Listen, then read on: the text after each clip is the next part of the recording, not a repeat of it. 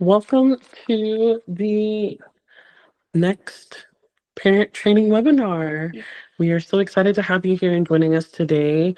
I am Deavia Contreras. I am a seasoned RBT here at Veri-Tea. Oh, I'm Miriam. I am the co-founder and the chief operating officer at Veri-Tea. All right, so our presentation is going to be just a little bit different today. We are looking through the scope of trauma-informed care. Um, Trauma-informed care, would you like to go a little bit more into what it is? Yeah, Yeah. trauma care. It basically is the lens of trauma. So what we do is we take a proactive approach um, to all of the therapies that we do, and that basically means that um, we are going into it with a lens of like this is a whole human being. We're not just looking at the behavior. We're looking at all the different things that could be going on, mentally, physically, emotionally, just all of the above. And so, trauma informed care doesn't exactly mean that your child is having trauma or there's any trauma involved or we're treating trauma. That's not what that means.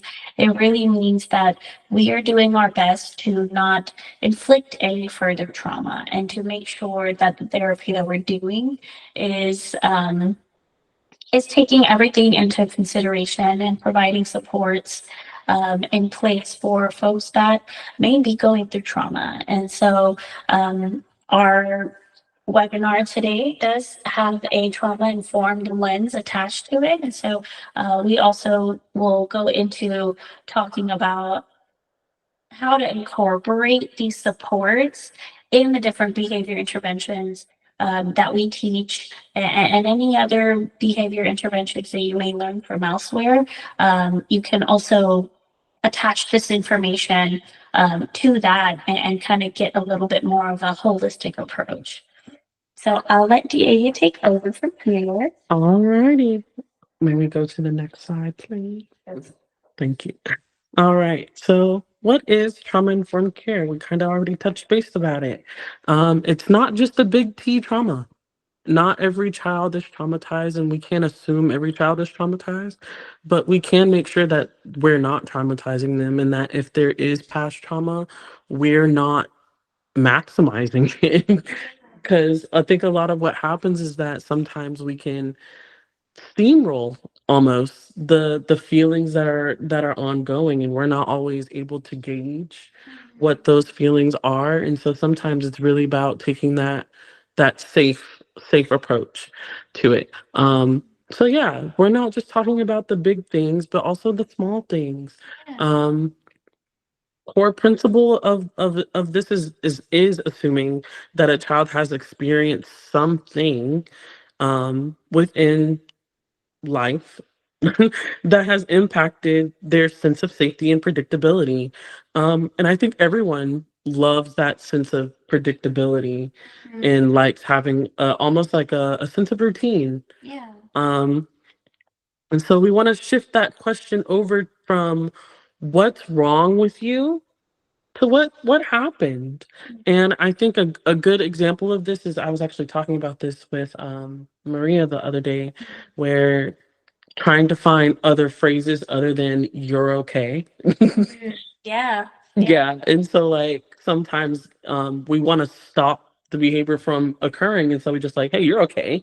Like, you're fine. You don't need to do all this." But sometimes we do need to go through all that. We absolutely do need to feel all those feelings, and so sometimes I don't wanna hear "you're okay." Sometimes I wanna hear, "It's okay to feel that way.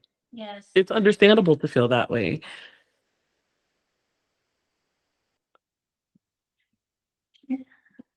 Can you see me? Yeah. Thank you. Well, and I agree with that, and something to consider, especially since this talk is about kiddos that are 5 and under. When kids are of that age, um, from 1 to 5 or 2 to 5, they say that's kind of when your like core personality is being formed, and in their brain, during those like formative years, the way you uh, see things and approach things, because obviously your brain is developing, right? So you don't have a lot of that cognitive functioning to rationalize, like, why is this happening? Right. So even the littlest things that we're thinking, like, okay, if you just think about it, like, you're fine, No. like, but like in a child's mind, they don't even have the ability to think through those things that way. Right. So for example, object permanence is a huge deal, right? Object Absolutely. permanence. So if say you have a toy and you just put the toy behind your back and you're like, oh, I'm playing, haha. To the kid, they don't understand the object permanence. Like, they don't understand that toy is not gone forever. Right. And that can be traumatizing. Now think about that in the lens of like your mom or a support system that you have. Like, Mhm. your mom leaves the room and you like, they don't understand that she's coming back. Exactly. So in a child's mind, they're actually going through the trauma that you would go through if your mom like actually left forever. Yeah. And so, like, when they are having those big emotions, those emotions are real. And that's where the real trauma is actually happening. When people talk about like childhood trauma, they're not actually, I mean, they are talking about when things happen in your childhood, but they're also talking about the trauma that you just put, you know, that the trauma that your brain categorizes as like major events, Absolutely. but they're not really major events, but in your brain, they're getting clocked as those major events. That chemistry is starting to trickle down, and that it's affecting your brain growth. So that's why trauma informed care is huge, especially for those younger years. And that's why I like talking about this in general, Absolutely. because though that first 5 years is a super important part of brain development, of growth, and making sure that you're understanding what your child is feeling.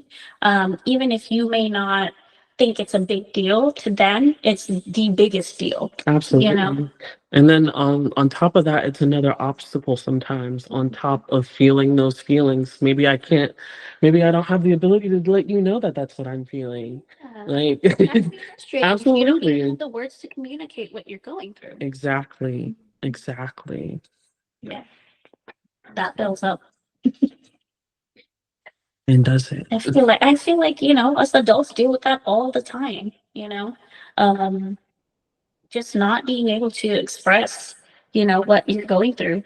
Like, like you and I, and people in our realm, we study this for months, years, generations, but like, just regular people that are just living day in, day out, not really like privy to this kind of information. They don't really know exactly how to express themselves. Like, that's where you see people butting heads all the time, because they may say something that's reactive. They may say something, but they're just trying to get that emotion out. And like, we can't even do that. So now we're expecting a little child to be able to do that. Exactly. And I found that a lot of times what happens is not knowing the definition of the emotion that you're feeling. Yeah. Not like you're feeling it, but you can't pinpoint the name of the emotion. And so that leaves you even more frustrated. It's like, I want to say that this is how I'm feeling, but the only words that are coming up are like, they're not enough to express it. And it's something I've actually worked with my husband a lot. Because I'll just be like, what's wrong? What's going on with you? And he'll just be like, I'm tired. I'm tired. I'm tired. I'm tired. I'm like, what is making you feel tired? Are you frustrated about your workload? Are you frustrated about having to do the dishes? Like, what is making you tired? Like, give me more information. But like, Exactly. to, like I said, to just a regular person out there in the ether, they don't really know how to express themselves. So it's like, kind of coaxing that out of them. And I I yes, wasn't able to. So I tried to raise my hand, but the app was not letting me. okay. Um, No, you're fine. I just wanted to say with that, especially the not communicating. So, my son, he was just officially diagnosed, being on the spectrum like last week, but he's not, he's 2, but not speaking yet. And for a while, I was like, why are you so frustrated? And I do notice in him, like, his inability to communicate, like, what's bothering him ends up making him even more frustrated about what's going on. Yeah, and so even last week, when Anita and I were talking about some of these things, she brought up a really good point about, when you like, because you're the parent, and we're trained to kind of like see these things, but as a parent, like you probably know, um, because you can see like, oh, this toy broke, so that must have been what was frustrating you, right? So the best thing you can do in that moment, especially if you're seeing that he's getting even more frustrated by not being able to communicate, you label those emotions for him. you Absolutely. know so when you're kind of talking through it with him, and you can tell him like, I see you're getting angry, I see you're getting frustrated. You don't have to tell me, you can point to what you want. You don't have to tell me, you can walk me to where you want to go. Like giving them that options of communicating in a different way than what's just speaking about it. That will really really help, because communication happens in a lot of different ways. Absolutely. Yeah, and so that's what we do here. And I find that very very successful Yes. in kiddos that are struggling with that communication. It is really getting into their world and figuring out what's going on with them, and then giving them those words. And it may not be something they can repeat, but they'll understand Mhm. that you understand, and that will give them that sense of safety. Because then they feel like, okay, there's someone here who hears me, who hears the way that I communicate is getting across. So that's the tip that I would give you there. Absolutely. That was I so helpful. Thank you. wholeheartedly. There's some reasons Yes. why we do this. Absolutely. That was wonderful. Yeah. Okay. Moving on. So trauma informed care. Did you get through the whole thing? Yes, ma'am, we did. Okay. Next one. Alrighty. So next we're going to be talking about the brain, how it functions. Um, of course, every part of the brain is in charge of something. So our prefrontal cortex, it's in charge of the thinking, responsible for all the logic, all the decision making, problem solving. Mine has been in overdrive lately. Mine has been in an overdrive lately, and so everything else is on the back burner. But Yeah. So this is the thinking part of the brain. yes, This is the reasoning, like attaching reason to things. This is that part of the brain. yes. This is the most important part. This is actually the part where it's most affected by with individuals, children with autism spectrum disorder. It truly, truly, truly affects it.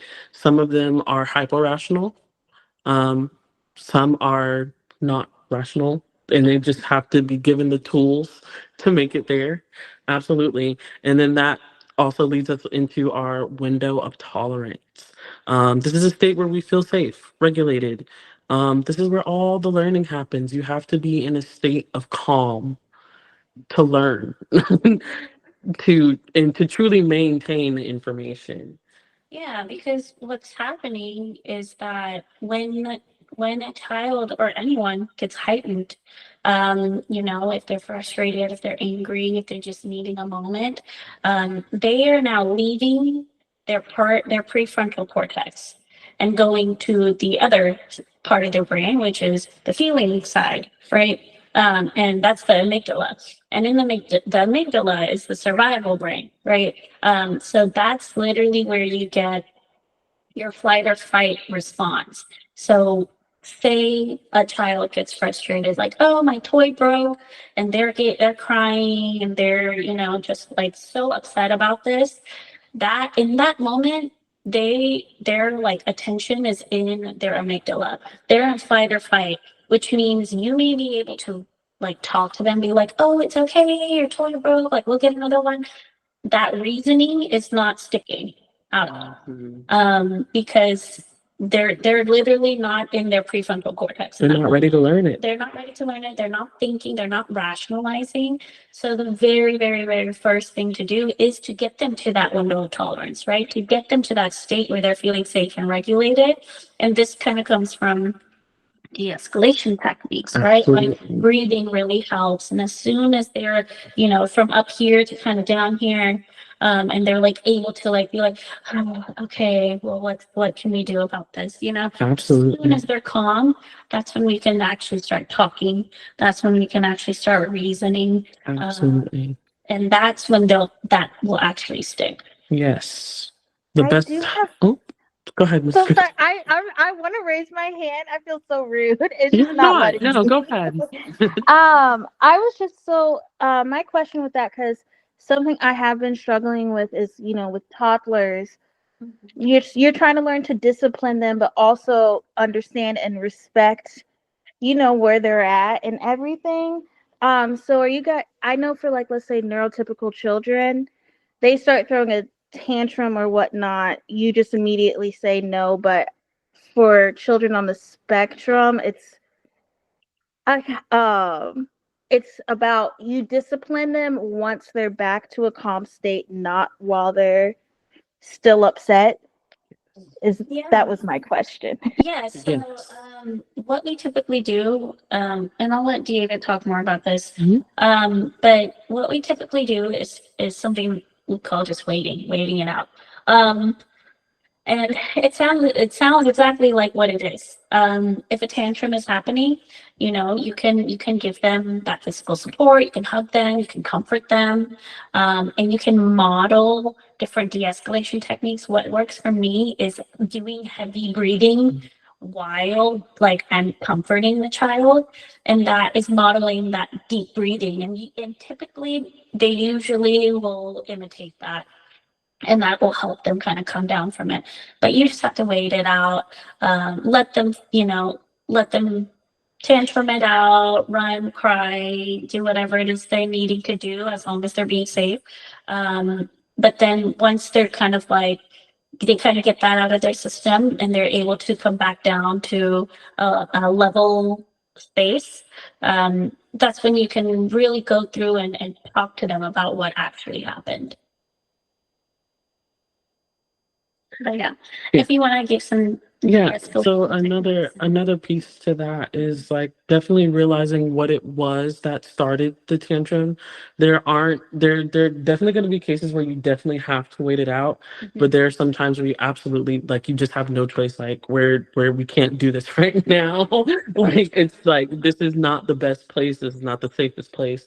And so I find a lot of what helps, especially with the younger, is giving them those self-help tools. I find a lot of the times what I see most often is them like pressing their hands together. Like it's almost like, yeah, like making sure that they can provide themselves some own self-comfort. But it's always nice to have another support, another layer of comfort, depending on the situation. Absolutely. There are definitely some times where, we're gonna have to just, accept the answer that we're given. And I'm sorry that you feel that way, and I understand that you feel that way. You definitely need to validate their feelings in the moment, even though it's gonna feel ridiculous. You're like, you're falling out on the floor. Why am I telling you that you're okay? But it's also about like, hey, it's okay to be upset about this. Let's find some better ways to get that anger out without, doing a full display of a tantrum. And if you want, I can definitely email you some really good strategies for teaching those self-help tools. Yes, I would definitely love that. It's funny because while y'all are telling me that, he's having a little one right now, and I'm like, okay, let me go ahead and implement that. But yes, I would really like that, and that was all very helpful. Thank you. for sure. Absolutely. All right, you ready for the next one? Yeah. All right. Alrighty. So we are going to be talking about foundational principles for safety and predictability. Um, this kind of falls within the Maslow's hierarchy, right? It does. Within the whole hierarchy, safety is like literally like yeah, like it's a top one other side than physiological needs. You can't get past anything if you're not feeling safe. Exactly. Um, so one, we want to create a predictable routine. Predictability is number one. If I can guess it, we're good. Yeah. The first thing is a really good one. That's one we use every day here. If your goal is to get something clean, if you want to pick up your toys, but they're really wanting to watch TV, okay, first you pick up your toys and then we get to go watch TV. And then the important thing is sticking to it. Oh yeah. Absolutely. You have to be a person of your word. um That's the first thing that they learn really is like, okay, how much can I test mom mhm, before she'll give in, right? So like that's where you'll see that tantrum increasing from like 1 minute to 2 minutes to 5 minutes is because the last time it went on for 2 minutes and you mhm. gave in. And then the next time you're like, I'm not gonna give in, but then 5 minutes you gave in. So now they have learned that okay, that's my level now. I have to go 5 minutes of doing this tantrum and then mom's going to give in. Yeah. And that's how you see that behavior increasing. So staying true to what you're saying every single time and staying consistent to that, even if it's frustrating for you and you're like, I don't have time for this, but know that if you let that behavior go on for a long time, they're going to learn that, okay, I just need to do this for longer. And then the Yeah. next time it's going to go on even longer. Absolutely. And being a person of your word is another level of safety.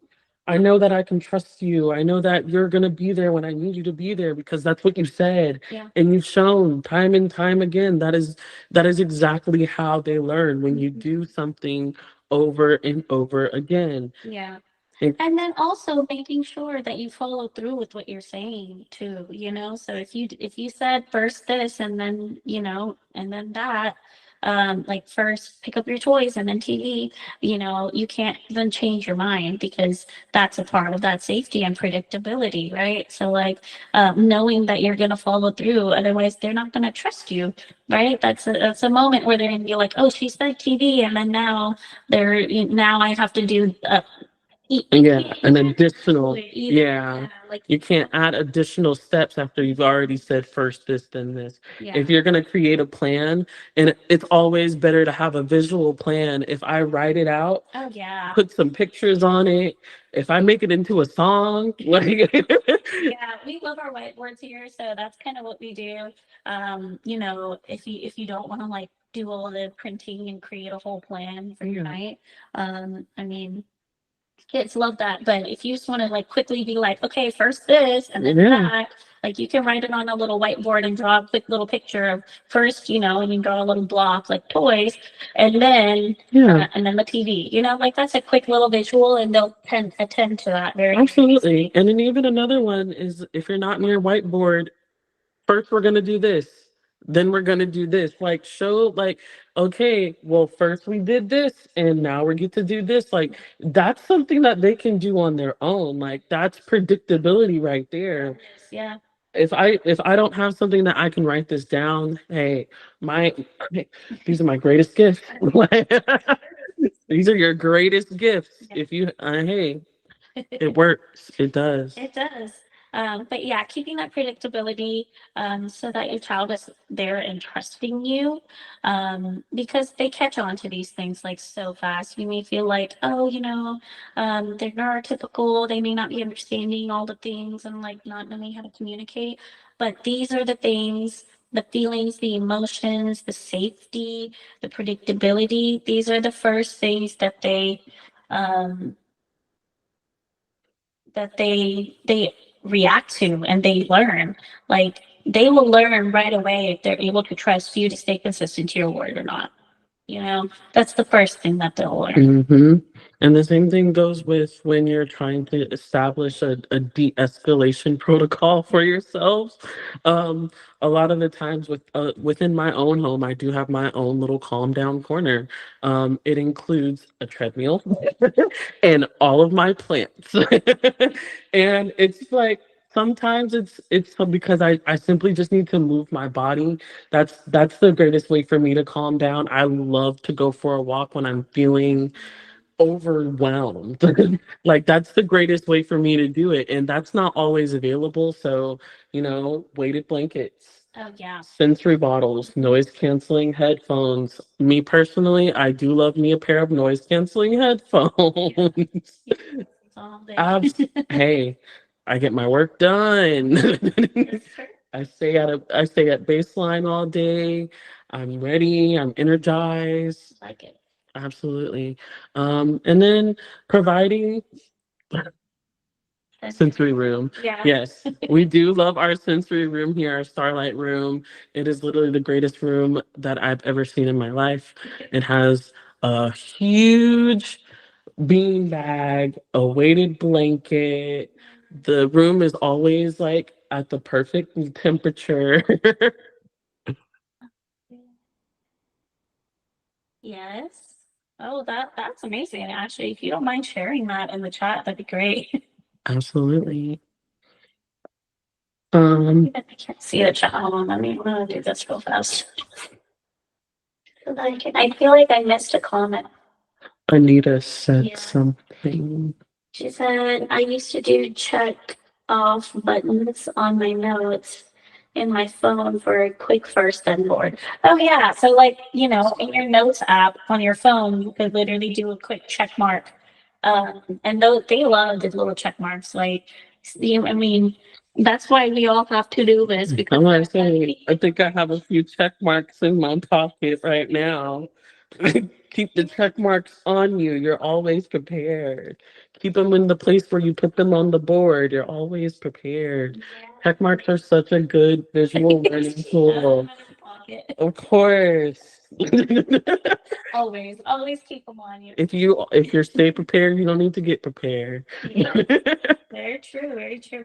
But yeah, building in those supports, especially like after you learn your child and you're kind of like, okay, well, this is what they respond to. This is what, um, they like to do. So kind of having the supports in place before anything happens and after you've already learned them, that will be super, super helpful in kind of mitigating these behaviors and keeping them from even having that tantrum. Like they're not gonna make it there if you're already providing them with that safety and predictability, you know. So those visuals, they're super, super helpful. And then, having that designated safe space, that's super important too, because like you said, like, going on a walk, like that helps her. For me, what helps is like I just need to be alone and I put my head down for a little bit. I actually it's not really like falling asleep, but I close my eyes and just get to a regulated level. And then I'm able to come back to life and be like, all right, I'm good now. Or a nice little cry. Like Hey, crying works. crying helps, man. Crying is emotions leaving your body. So crying, don't be afraid if your child is crying. Like let them get that emotions out in a safe space, and talk them through it. And that will just help. It will help. If you tell a child like, oh, don't cry, it's gonna be okay. Like they may stop crying, but that emotion is now staying in their body. It's staying and then it's going to be added to. I must say that's a little T trauma right there. It is. It is. I mean, like so many people in our generation, like grow up hearing that. Um, that crying is especially boys. Like that, there's such a huge stigma about like, oh, boys don't cry and like they have to be these manly men and like no, and that's why a lot of these guys have so much trouble just communicating and expressing themselves because there's just they were never heard as a child. They were told that their emotions are not valid. They were told that they're supposed to be a certain way, and that's Heartbreaking. it is heartbreaking. And we're trying to change that for this next generation. I did see your hand raise up this time, Miss Christina. I think it's a thumbs up. Or was Oh, it that actually was not a hand raise. I was just clapping because I agree. Thank you. Okay, I was trying to keep a better eye out, and it was a thumbs up. I got bamboozled. Okay, back. Providing clear expectations. Mhm. This is not just for the routine. This is for change in routine. Yeah. I think a lot of the times is we get a little caught up with our wording. I know I try my best to talk to every child. It doesn't matter anybody, every child like they are a 40-year-old man. Like I literally, yeah, like I just like I don't. Maybe I'll like slow down like lower the vocabulary a little bit, but my point being is that I'm not going to talk down to you no matter what your developmental stage is. Yeah. You are a person. You deserve to be treated like a person. And if I have to use a little bit simpler language so that you can get my point, or we can come to a understanding, because you are able to come to an understanding with a child that is under 5. It's possible. It definitely is. You just have to foster that relationship. Um, and so using simple, clear, concise language, doing instead of just saying. Yes. Yes, that's a big one. Because when you give an expectation of like, hey, I want you to sit in your seat, or hey, I want you to, like focus on eating. Like you can't also be here like eating, looking at your phone. That's not modeling the behavior you're asking. So that's where that clear expectation comes from. Absolutely. Because so much of their behavior is them watching and imitating what you're doing. So that is probably the biggest and best way to teach something, is to show them that you are also following that. And then if you're making a mistake, that's also another learning moment for them of like, you know what, we all make mistakes. You're right. I should put my phone down and I should talk to you and interact and eat. And it's really, really beneficial to show those moments of like, hey, I'm not a perfect person. I don't have it figured out. I'm also just learning. We're in this together, you know? One step at a time together. But that it really helps in that building that providing that clear expectation. You want it to be completely clear. If it's even a little bit foggy, they're gonna be like, "All right, well, if you're gonna be foggy, I'm gonna do whatever I want." you know. Absolutely. Absolutely. We are ready for the next slide. Oh yeah. Alrighty. Foundational principle 2, connection and co-regulation. Co-regulation, helping your child regulate their emotion and nervous system by remaining calm and present yourself. I think within the ABA realm, it is the number one rule that you have a neutral tone of voice at all times. Even if they're in the middle of escalating in all of it, you yourself have to remain neutral, because then it helps them. You're modeling the neutral behavior. Absolutely. That's the number one thing within that should be the number one thing. Child is like their brain is developing, Hmm. and they're really learning how to go back and forth between their prefrontal cortex and their amygdala, right? So their thinking brain versus their feeling brain. They're trying to find that balance. So co-regulation really means like you are now their prefrontal cortex. So when they're not able to think through it, you have to be that calm. You have to be that like, hey, it's gonna be okay. Like, The light at the end the of the light at tunnel. the end of the tunnel. And when you relate, like, same thing I was just saying, like modeling the behavior. When you are remaining calm, it also gives them that sense of safety and predictability. Like, okay, if mom is calm, then it may not be anything that's that serious, you know. Mm. So it really helps them kind of break out of that a little bit faster if you are able to regulate yourself. And I actually tell my sister this all the time because he's just a really anxious human being, and she's super OCD. She's a Virgo.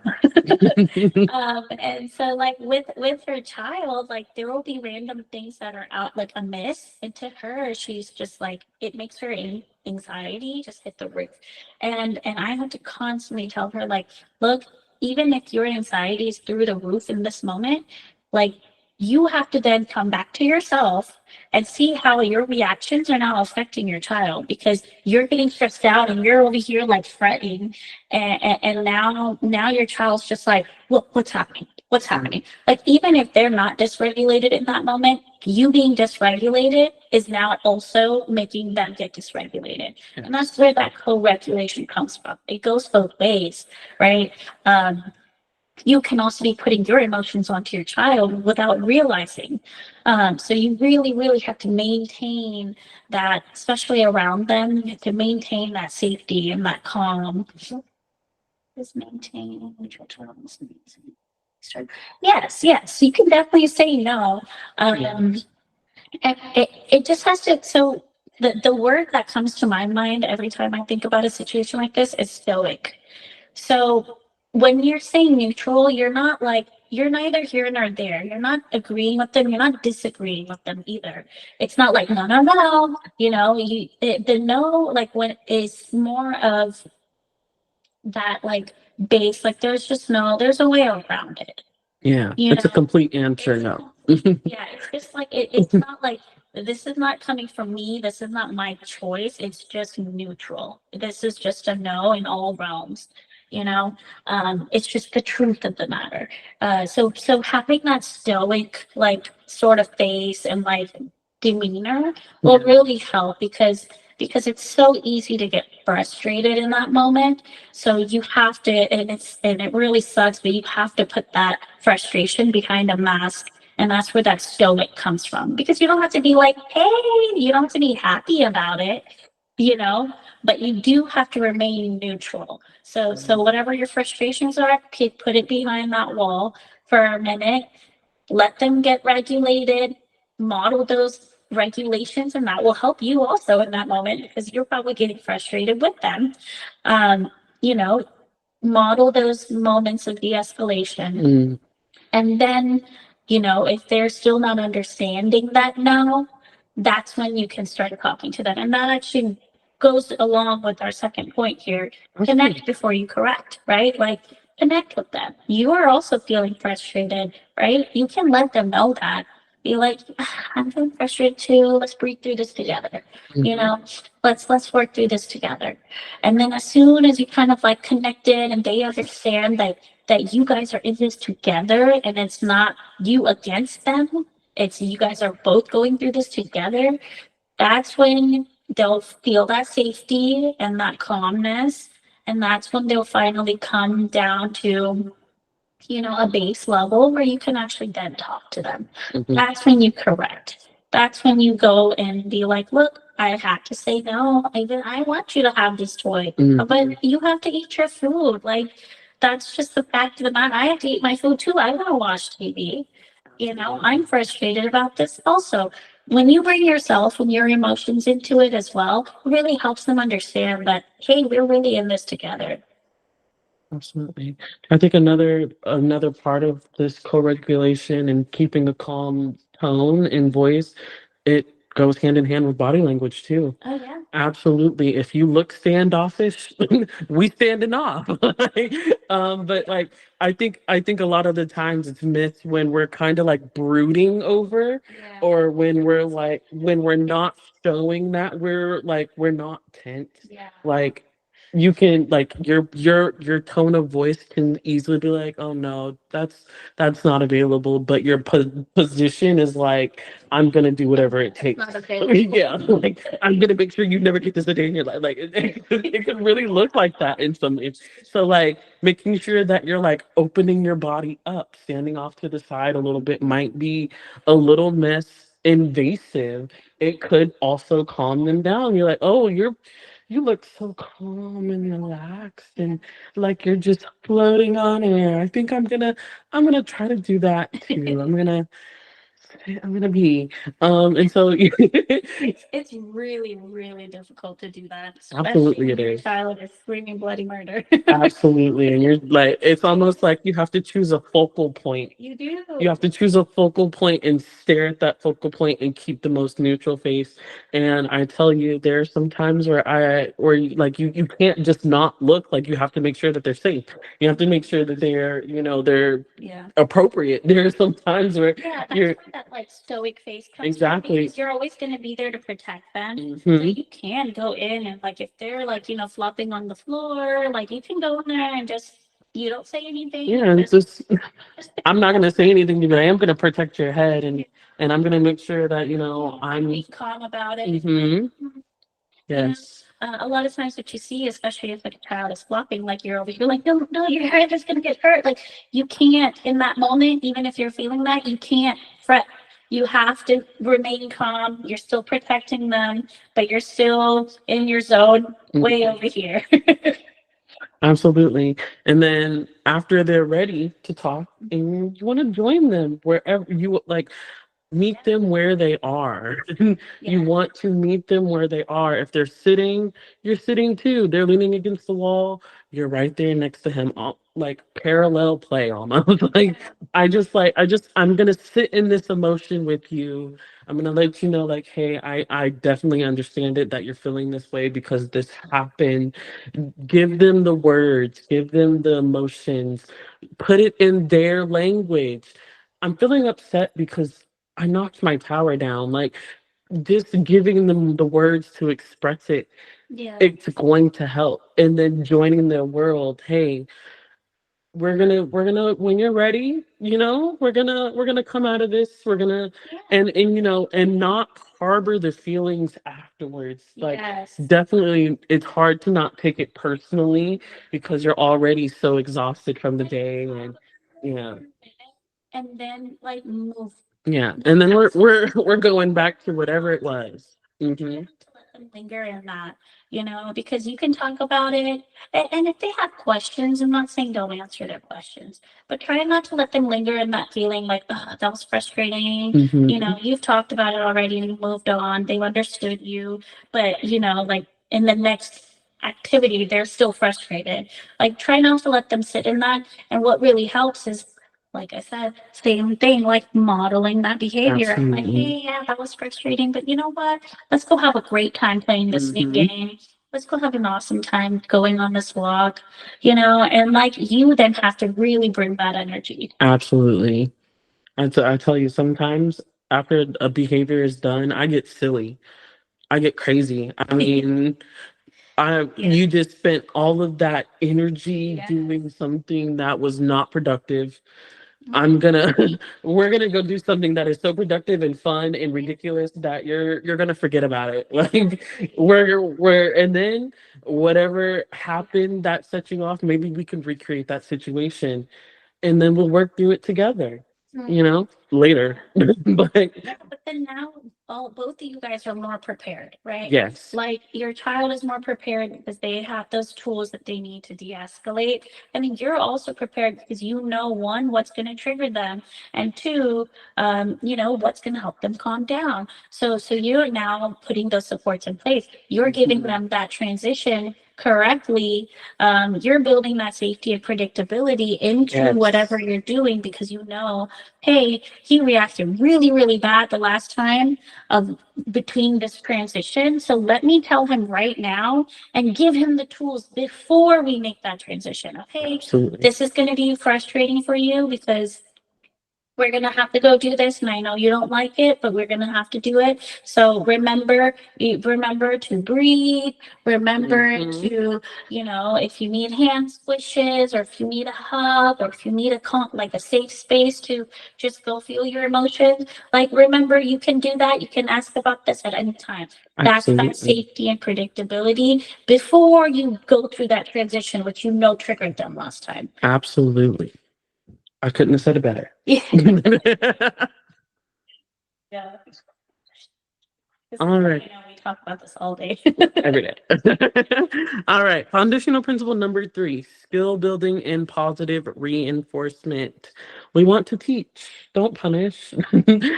Every challenging behavior is an opportunity to teach a new skill, whether that's a new coping skill, a new coping skill. Any kind of skill, right? So what I really like saying, and I said this in my last the webinar as well with Anita, but every behavior is a communication.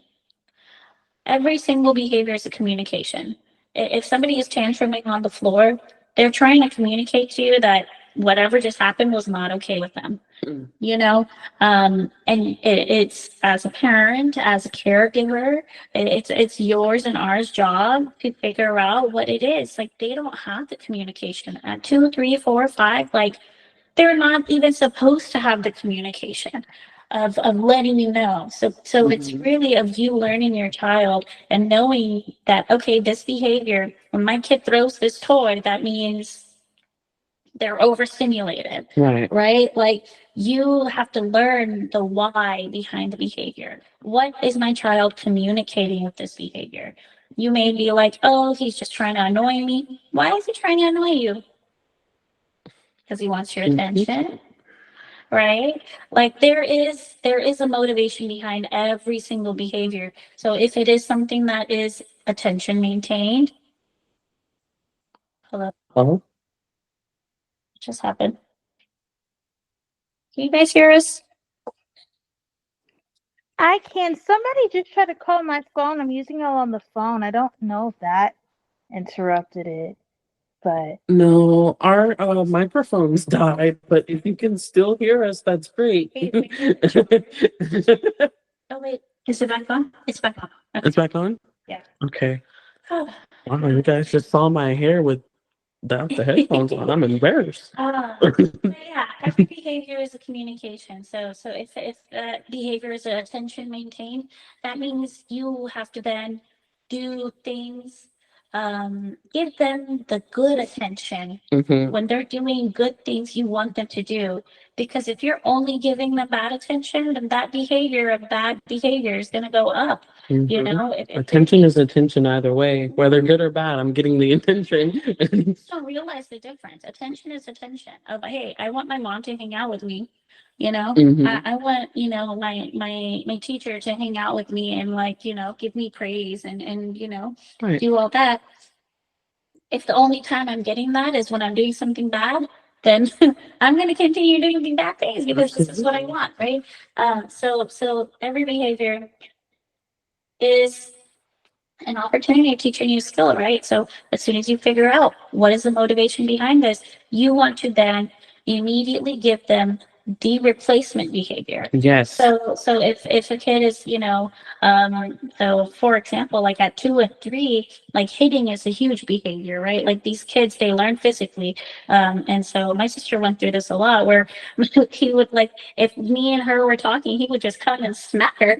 And she would be like, no, like, no. And immediately she's giving him attention. And I'm like, well, you are not, you know what I mean? Like you just reinforce that behavior because now he's going to hit you every time he wants your attention. Yeah. But like, as soon as we know, now we can then not give him attention for that behavior, one.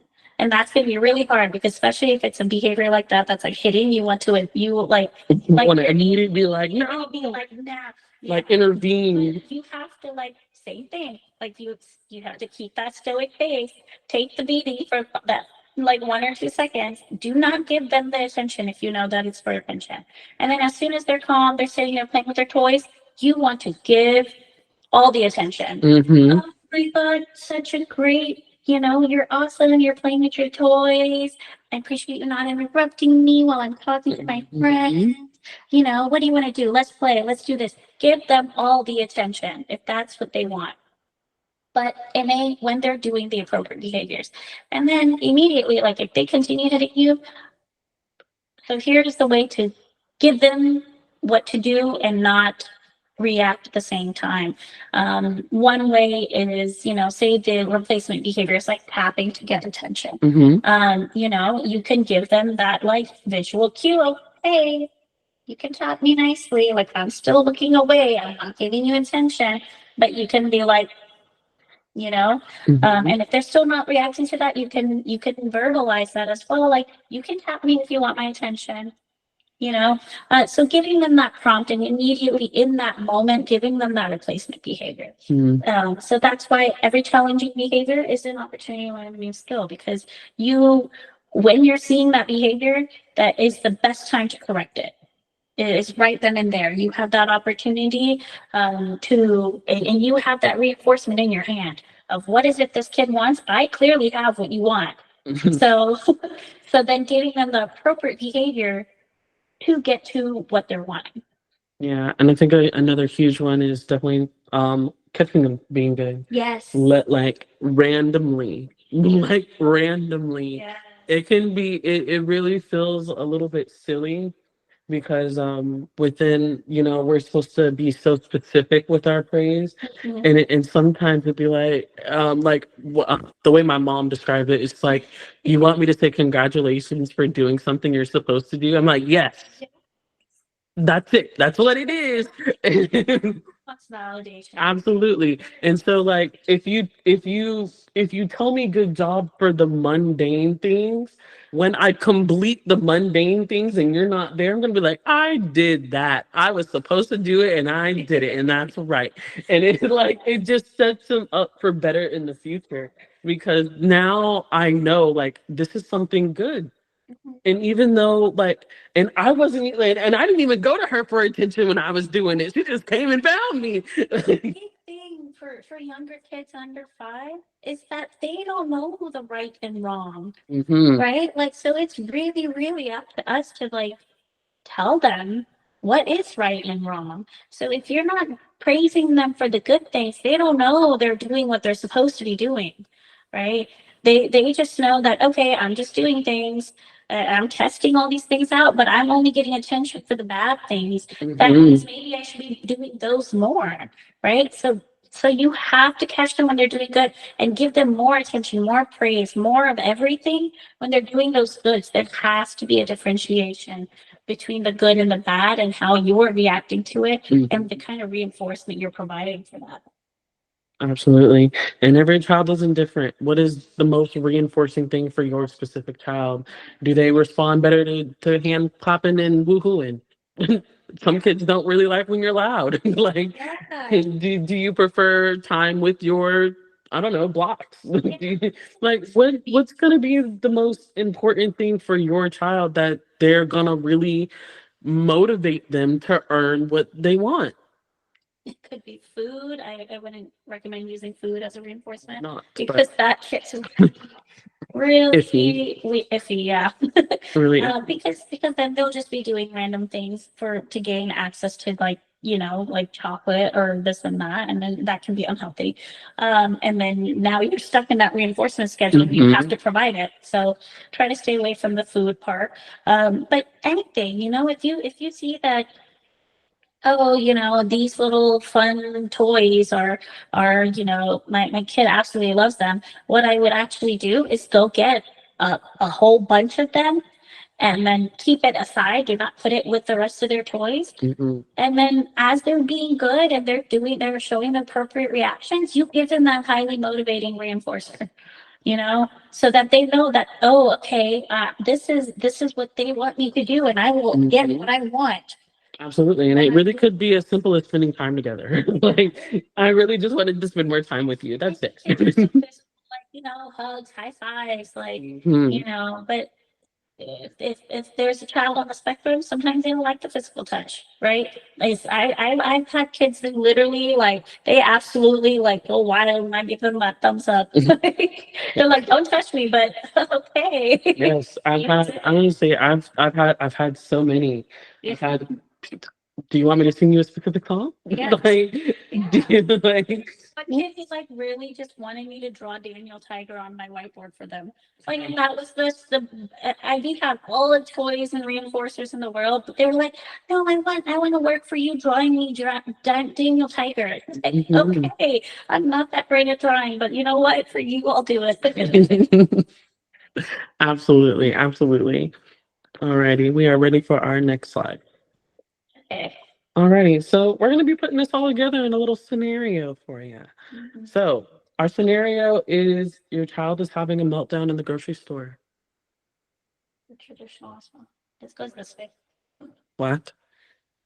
Oh, sorry, gotcha. Okay, so the so the traditional response would be, "Stop crying. What's wrong with you? We're leaving if you don't calm down. Like, Yeah. you're not completing anything.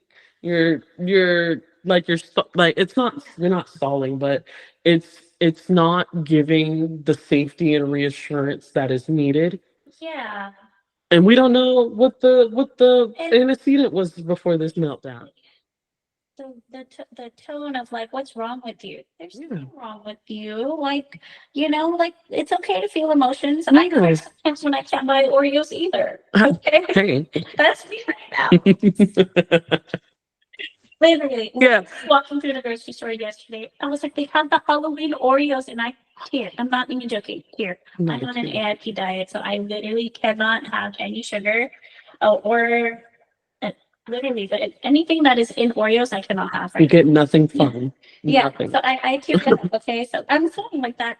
If that can happen to me, like, can you imagine a kid walking through like the chocolate aisle? Like that's just devastating.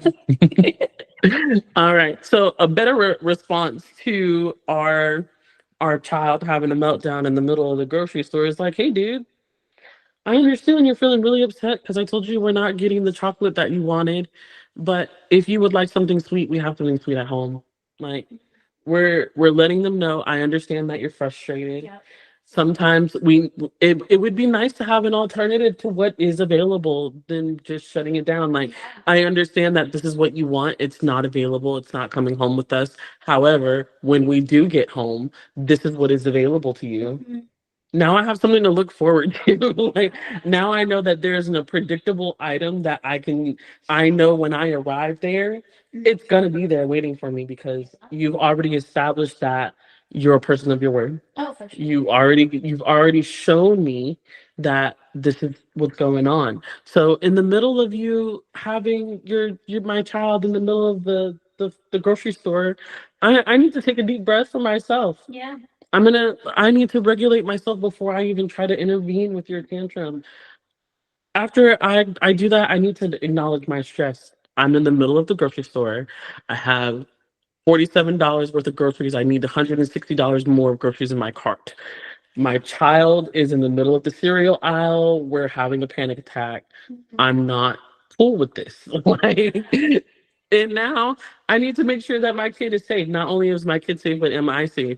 I'm gonna, luckily no one was in the aisle with me, but if there's someone is like, excuse me, we're having a moment here. Would you mind just, giving me a little bit of space so I can get my child back down to a baseline. Yeah. I don't think you would say baseline to a random person in the yeah, but while I get my child back down to baseline, and then I'm gonna go over to my kid and like, hey, I'm sorry that we couldn't get this thing that you wanted. It's really not available right now. I'm sorry that you're feeling this way.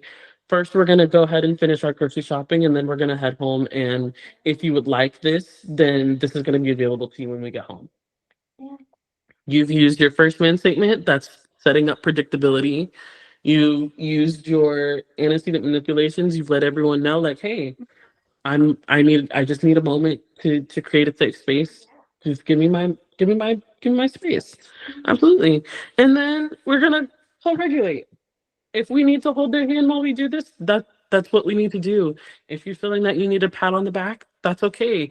If you need to be picked up and held, depending on, yeah, 5. I still hold my 8-year-old niece like she's a baby. So That's me. But if you need to be picked up and carried around for a little bit until you're ready to get back on the cart, or walk next to the cart, or if you want to push the cart, or whichever works for your family, you know. Yeah, like what do you like after, like, let's Yeah, go. but you Yeah. know, give them options, or you that's a part of the co-regulation, right? Of like, what's gonna make you feel better, and you Mm-hmm. give them that you're talking to them through that. So oh, they're just like, I don't know, they're crying still. Feel like, something that makes me feel better is when I like squish my hands like this. Something Mm-hmm. that makes me feel better is when I get squishy hug from you. You Mm-hmm. know, something that helps me feel better is us holding hands and walking through the grocery store. Like you giving them those examples of what's going to make you feel better, they'll be like, "Oh, okay, well this might feel nice for me too." Mm-hmm. And then they'll actually be able to choose like what they're able to even tolerate in that moment. Absolutely. And then of course we always want to identify the need. What exactly happened that caused all of this? Are you overstimulated? Did you touch the cereal bag and it made a crinkle sound that you didn't like? Like, and it really could be something as simple as that. Are you hungry? Did seeing all of this cereal, like, is your tummy rumbling, or do you want something to eat? Did something unexpected happen? Did something fall behind you? Like, Scared you? yeah, like, we're like, is everything okay within your environment? Are you feeling okay within yourself? Yeah. Is there something that you like? Is something hurting? Yeah. Can you express that? Is that able to be expressed? Children on the spectrum, like there are so many different sensory like situations happening Mm-hmm. around. So it's really important to kind of learn like what your child reacts to. Are they sensitive to sounds? Then you want to make sure they have their noise canceling headphones. If you're Mm-hmm. going out to a grocery store where there's a lot of different sounds, that could really, really dysregulate somebody. Or if it's like a touch thing, and they're just like, oh, I can't touch things, and like you want to make sure that they're feeling safe about those things. These are things that are, um, I mean, I feel like most typical people have their own things as well. Like I'm Mm-hmm. very sensitive to sound. So, I always have to be like, I can't be listening to, like a song where somebody's like singing and there's words if I'm trying to do something. Mm-hmm. Like I can only listen to like non-word songs. Right. But everyone is different, right? So know your child, know what's going to make them tick, and identify what's happening in that moment, and make sure that you're checking in on those sensory things because Mm-hmm. with kids on the spectrum, those are top priority to them in their mind because their senses are so heightened that it could dysregulate them at the drop of a hat, quite literally. Absolutely. you know. Absolutely. I think another thing, especially within the grocery store, personally, the lights in the grocery store are too much for me personally. I don't go grocery shopping in the store anymore. I just go and pick it up because I cannot, like, I can't walk to the store. Like, it's so overwhelming, and then all of the choices, and everybody is everywhere, like, and then on top of that, the lights. I already wear glasses. I can't function in the grocery store. Those things because they may just be a little extra cranky because that light is bugging them. I get cranky too. I don't like the big lights. I like my lamps on. I like those soft lights, like, and it does. It actively makes me angrier sometimes when those big lights are on, and I'm just like, why am I feeling this? It's like a spotlight. I'm like, oh, okay, Mhm. you're right. I can breathe. And so, really make sure you're knowing your child and kind of what's going on with them in that moment. Alrighty. Yeah. Absolutely. Yes. Go ahead. Hi, sorry. I know this is like the end of it, and this was actually so helpful because I've had the grocery store tails myself and feeling like I need to like apologize to everyone around me. But I did also want to ask y'all so for especially because it's children under 5, while you want to, promote them to do like the preferred behaviors and everything like that, would you say it's what's most important is not disciplining at all? And again, I live with my 60 something year old parents, so I hear the discipline talk all the time. That's why, Yeah. yes. And so, not even like or even trying to like force teach, but to teach them what is a safe space, if that question makes sense. Yeah, so I mean, it is definitely difficult in a public area like that. And so I can understand where they feel like, well, you should just discipline them in that moment. I personally, I disagree with that because Yes, you same. know, So that's Yeah, like it can be they're not traumatizing in the same. they're right. not understanding what you're Mhm. saying. So you trying to discipline them is it's falling to deaf ears, quite literally, because they're not even in the part of their brain where they're able to rationalize what's happening. So you Right. have to regulate them first. So Mm-hmm. you want to Mhm. discipline them, you want to give them any sort of a consequence for their behavior that they knew they were doing wrong. We talked about it Right. before. It's definitely a wrong behavior and you feel like there's a consequence that's needed. By all means, give that consequence, but that consequence still comes after the regulation. Absolutely. So Yes. I would. you want them to get down to a level. You want to talk to them about it. Hey, what happened? I know we talked about this before. Why did you react this way? You Absolutely. know, and then you can also give them that consequence. Well, since we've already talked about it and you still reacted this way, then we're not going to get our TV time tonight.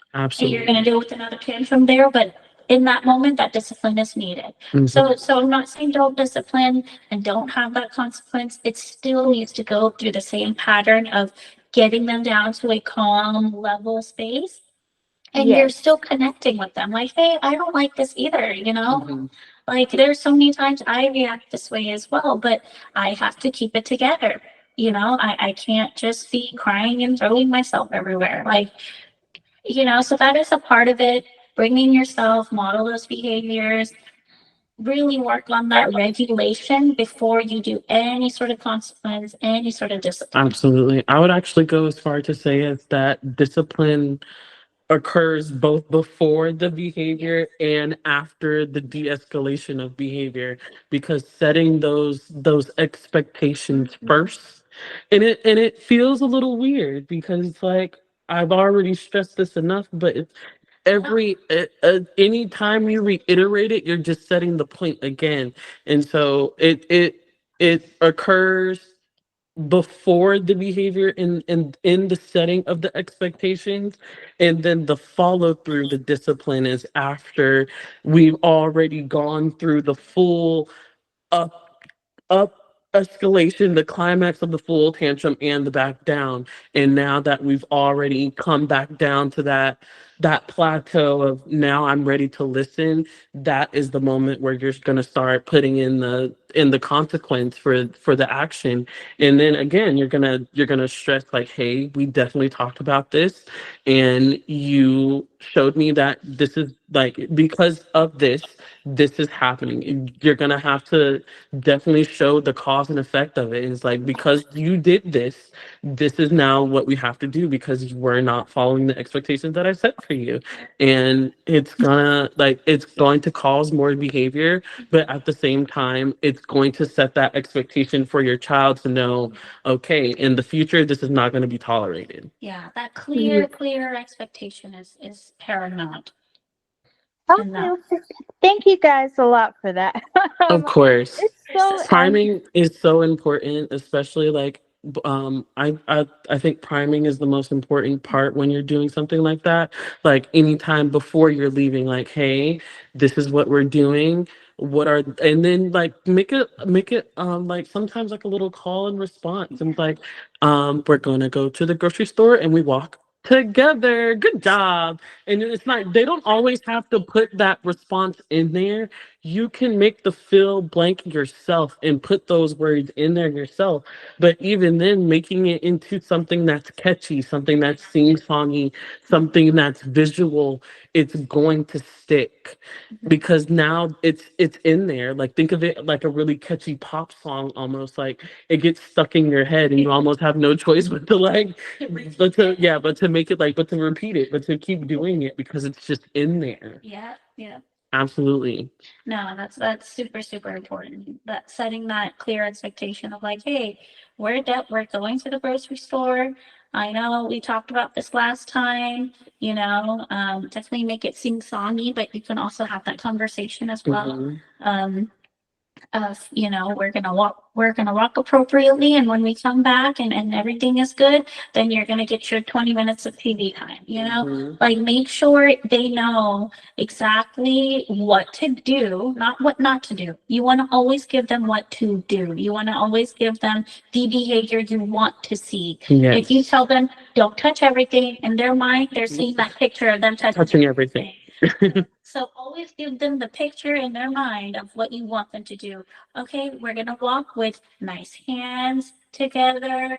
We're gonna have quiet voices. We're gonna, whatever the behavior is that you're trying to gain, always give them what to do. Because that's a part of it. Like Mhm. if you just tell them no, it like in a child's mind, they don't one, they're already heightened, so they're not in their rational brain. And then two, they don't know what to actually do in that moment.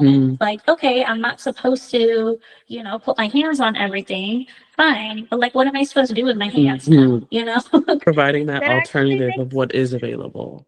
that Yes. makes a lot of sense because even as an adult, I'm like, if somebody tells me no and I don't understand why, I have questions. So Yeah, you're like, what Absolutely. am I supposed to do then? Absolutely. Yeah. For sure. So having that clear expectation of how they're supposed to be behaving and what they're going to gain out of it. Mhm. You want to know, like, okay, if my child is, they're going to go to the grocery store and they're going to see all the chocolate, be like, look, and I'm not saying use chocolate as your motivator, but I'm just giving you a scenario here. Be like, look, I have this chocolate right here. Okay, this chocolate ice cream, it's in the fridge. It's waiting for you. We're going to have it after the grocery store. If we do X, Y, Z, give them the visual schedule, give them the Mhm. expectation, give them exactly what they're supposed to be doing, and they know what they're going to gain out of it.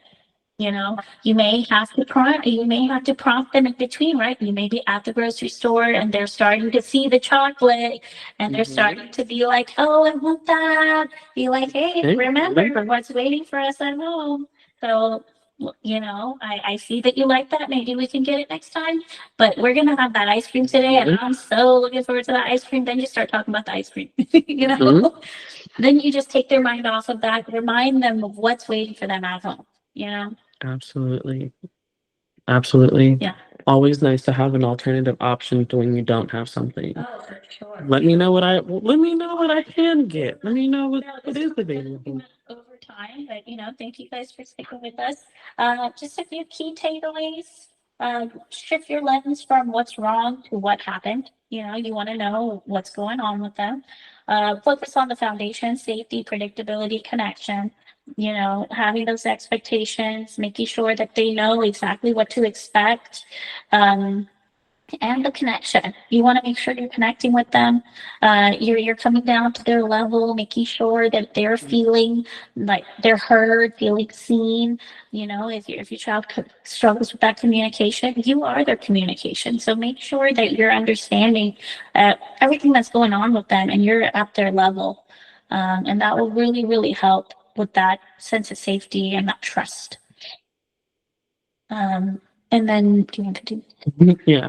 So yeah, it's just making sure that, your child is safe with you and ensuring that they know that they're safe with you, making sure that they know that you're their anchor and vice versa almost. Yeah. That, you can rely on each other to be in a safe and helpful environment. And then we're always going to be prioritizing progress, not perfection. There's no such thing as perfection. It's not something that it can be strived for, but we can always aim to be better. Yeah. We can always aim to do better, you know? And Um, for example, sorry, I didn't mean to cut you off. you're fine. I need some water.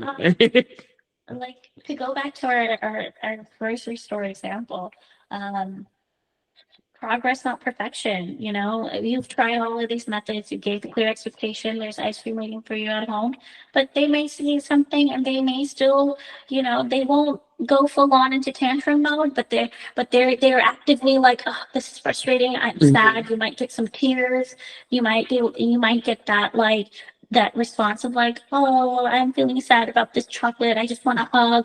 You know, this is progress. It's not a perfect thing. They're still crying. You're still dealing with the behaviors, but they found a way to de-escalate themselves. They're using the tools that you gave them. That's progress. Be happy about that progress. Commend that progress. Really highly commend that progress because you're not going to see it overnight. It's going to be a step by step. It's going to take time. So, Yeah. alrighty. Thank you guys so much for joining the Veri-Tea podcast. We're so happy to have you and joining us and participating. We love it. Thank you guys. And if you have any questions past this and any specific scenarios, feel free to email us at info or call us. You know, we'd be happy to walk through the scenario.